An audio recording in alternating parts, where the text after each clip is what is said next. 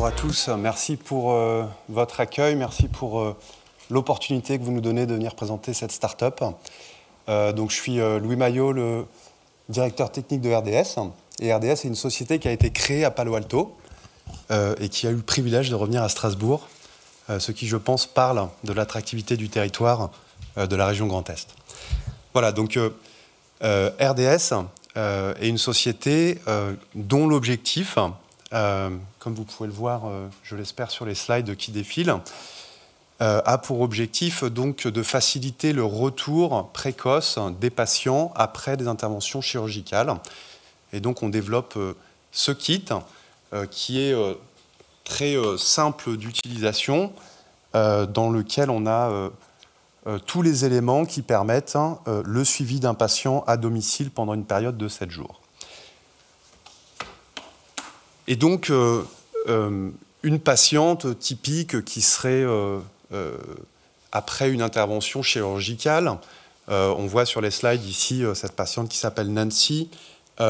Typiquement, elle va rester à l'hôpital pendant 3 à 5 jours, parfois plus, et une infirmière va passer à son chevet toutes les 2 ou 6 heures pour prendre ses constantes vitales au cas où cette patiente aurait une dégradation. Et donc, ce qu'on propose chez RDS, c'est de renverser ce paradigme et de faire une prise en charge des patients qui est ambulatoire avec notre système qui permet de monitorer ce patient toutes les secondes. Donc on va avoir une valeur vitale qui va être dérivée toutes les secondes pendant une durée de 5 à 6 jours et ça permet au patient de rentrer chez lui.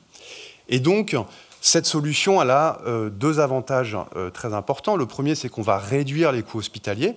On va les réduire principalement en retirant tous les éléments qui sont associés à l'hôtellerie, ce qui n'est pas la fonction, on va dire, principale de l'hôpital. L'hôpital doit soigner.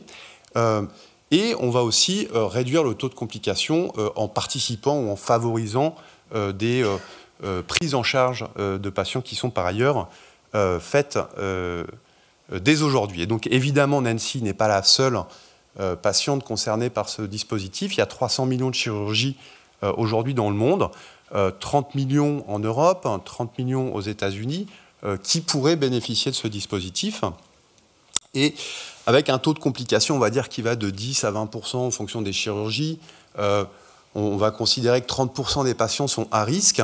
Et le principal frein à cette démarche de faire rentrer les patients le plus tôt possible pour leur permettre de réduire le taux de complications, d'abord parce qu'ils ne vont pas être exposés aux maladies nosocomiales, mais peut-être aussi parce qu'ils vont mieux dormir, mieux manger peut-être, et aussi se déplacer un peu plus, être un peu plus actifs. Donc ils récupèrent mieux, ça c'est prouvé, ça fait partie des protocoles de retour précoce à domicile. Voilà.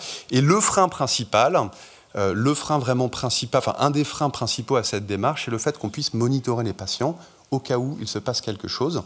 Et c'est là où la solution que nous avons développée permet justement d'avoir des patients qui rentrent chez eux, qui sont suivis d'un point de vue physiologique 1 fois par seconde, donc de manière encore plus fine que s'ils étaient à l'hôpital.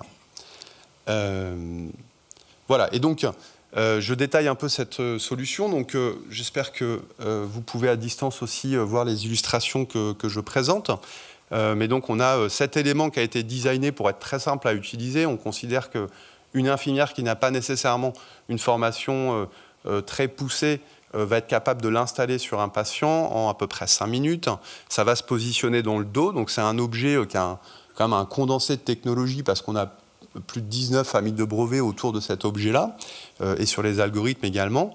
Il va permettre de mesurer le rythme cardiaque, il va permettre de mesurer la saturation en oxygène dans le sang, il va permettre de mesurer le rythme respiratoire, qui est un paramètre très important, souvent négligé, et il va permettre de mesurer l'activité, la posture et la température de la peau. Donc vraiment tous les paramètres qui permettent d'avoir une bonne vision du patient, et ça toutes les secondes. Ces données vont être transmises de manière sécurisée de ce petit objet connecté qui est sur le dos du patient vers un téléphone qu'on fournit et qu'on fournit pour garantir une connectivité optimale. Voilà. Et ensuite, ça part donc vers un cloud sécurisé, donc HDS. Et sur ce cloud HDS, on va présenter à l'équipe médicale, s'il le souhaite, un dashboard tel que vous le voyez à l'écran qui permet de voir donc, toutes les constantes vitales d'une cohorte de patients, mais également de zoomer sur un patient et d'aller s'intéresser sur la progression de ces constantes vitales au cours des 4 dernières heures ou 4 derniers jours. Voilà. Voilà. Et puis, pour finir sur, je pense, une note qui est importante aussi pour la région, cette démarche qu'on propose chez RDS, c'est une démarche qui permet aussi de réduire de manière considérable à la fois les émissions de CO2, parce que quand on compare une hospitalisation 3-4 jours après une chirurgie au système RDS, on va réduire à peu près de moitié les émissions de carbone, et on va réduire de plus de 84% les déchets associés à l'hospitalisation, et je pense que RDS, de ce point de vue-là, participe pleinement à la démarche durable qui est voilà, chère à la région Grand Est aussi. Voilà, je vous remercie pour votre attention. Merci beaucoup.